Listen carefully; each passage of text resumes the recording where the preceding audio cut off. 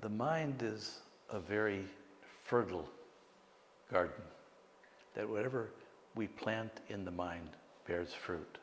It said, as you sow, so shall you reap. So it's really important to have positive, uplifting thoughts rather than negative thoughts that drag us down. And yet, even though we would rather not have negative thoughts, most of us do at some time. Those negative thoughts, those negative feelings just sort of bubble into our awareness. And some of us may or may not know what to do with that. I'd like to introduce a practice called introjection. Introjection is the act of putting a new thought into the mind based on our commitment to uplift the mind. That we have this ability to control our thoughts. So if we're truly vigilant in watching the contents of the mind, we may notice that a negative thought arises in the mind, and we can choose not to engage with that thought. So I'm going to give you strategies today, some practices that you can do when you notice that the mind is being deluged with a cascade of negative thoughts.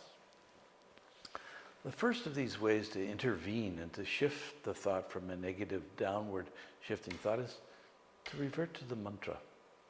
So the first step is we notice that a negative thought has entered our environment and we choose to redirect it. We can immediately begin repeating the mantra, whatever mantra you use. Om Namah Shivaya, Om Namah Shivaya, Om Namah Shivaya. We've heard earlier that the repetition of the mantra protects the mind of the one who repeats it.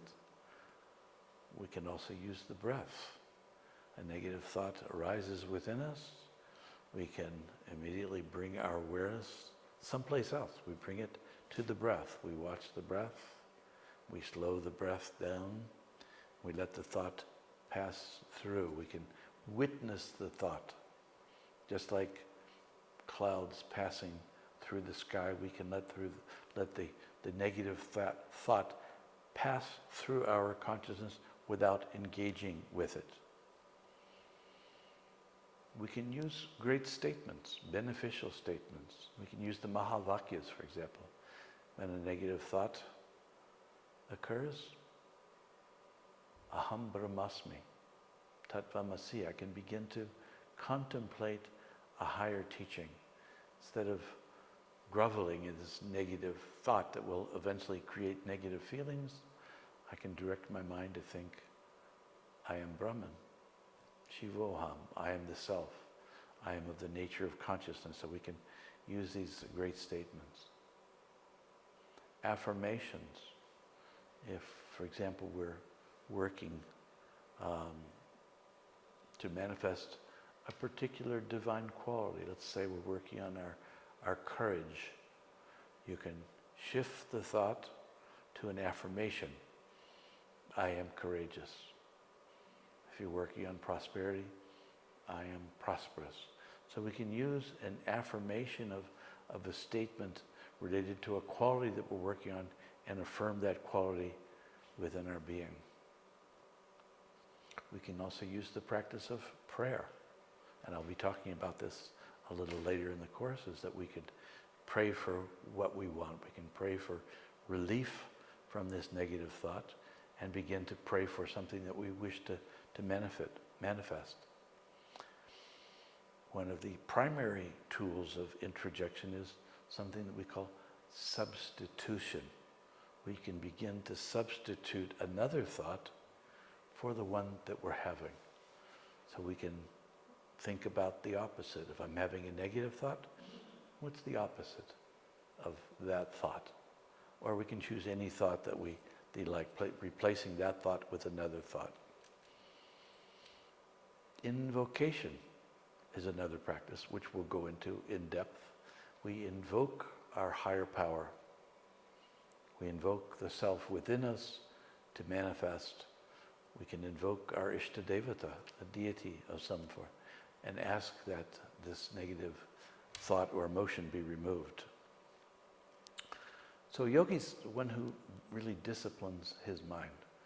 doesn't engage with negative thoughts. We all have negative thoughts. It's natural. It's part of what we call the matrika shakti. It's part of the way that the Supreme Consciousness has chosen for us to forget who we are. It churns up these negative thoughts, but it's our part to recognize that when a negative thought is entered into our environment and is polluting the environment and dragging us down. So yogi disciplines his mind, and in fact, a yogi never makes a decision when he's in a negative state. When we're in a negative state, we tend to see things through a filter, through dark lenses, and we get a skewed vision of the reality that it is. So we learned not to make any decisions. Most importantly, really important decisions. We don't make them when we're in this negative state. We meditate or do one of these introjection practices to get to a neutral state where we can decide, with a very clear perspective. We also choose not to communicate when we're in a negative state. That knowing that no decision, no communication sourced from a negative place can have a positive outcome. So I would encourage you now to use these practices, these introjection practices in your life, not just in your meditation, but in your life. This is a very practical course. We meditate to get to the place of supreme peace. Then we use those same practices that we've used in meditation in our life. God bless.